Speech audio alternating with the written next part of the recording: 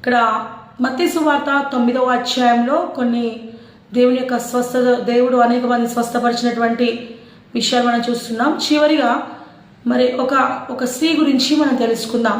ఆమెకు 12 సంవత్సరముల నుంచి రక్తస్రావ రోగంతో బాధపడుచున్నది.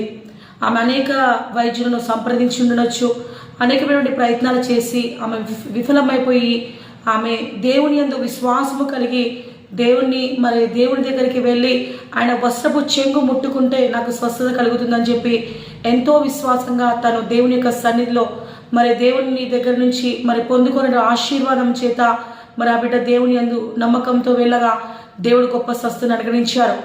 ఇక్కడ లేవియా కాండము 15వ అధ్యాయము 25-27 వచనం చూసినట్లయితే రక్తస్రావము రోగముతో ఉన్నవారు అది అపవిత్రతకు గుర్తు అని యూదుల ఆచార ప్రకారం ఉన్నది.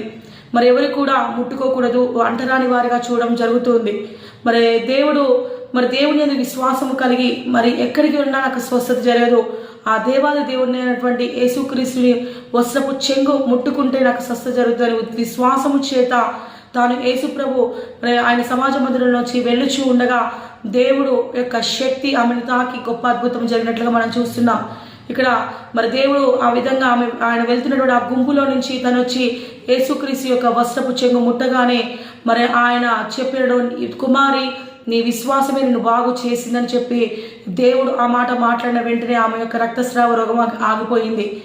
దేవుడి యందు విశ్వాసము కలిగి వచ్చినటువంటి ఆ రక్తస్రావ రోగిని 12 సంవత్సరముల నుంచి బాధపడుతున్నటువంటి ఆ యొక్క రక్తస్రావాన్ని దేవుడు బాగు చేసినట్లుగా ఏ బలహీనతతో ఎలాంటి బాధతో ఉన్నావేమో నీవు కూడా ఓవర్ బ్లీడింగ్తో భయంకరమైనటువంటి శోధనతో ఉన్నావేమో ఎలాంటి బలహీనత ఉందేమో ఈ రోజు మత్తయి సువార్త 9వ అధ్యాయం 20 నుంచి 22 వచనం మనం చూసినట్లయితే గొప్ప స్వస్థతను దేవుడు అనుగ్రహించినట్టుగా దేవుడు నీవి జీవితంలో కూడా గొప్ప కార్యం చేయబోతున్నాడు. ఎవరైతే ఈ వాక్యాన్ని వింటున్నారో వారి జీవితంలో అనేకమైన అద్భుతాలు దేవుడు చేయబోతున్నాడు. దేవుడు చేసిన ప్రతి అద్భుతాన్ని బట్టి ఆ దేవుని మనం ఎల్లప్పుడూ కూడా మహిమపరచకు సిద్ధంగా ఉండాలి. దేవుడి వాక్యాన్ని దీవించి ఆశీర్వదించును గాక. Amen. Thank you so much.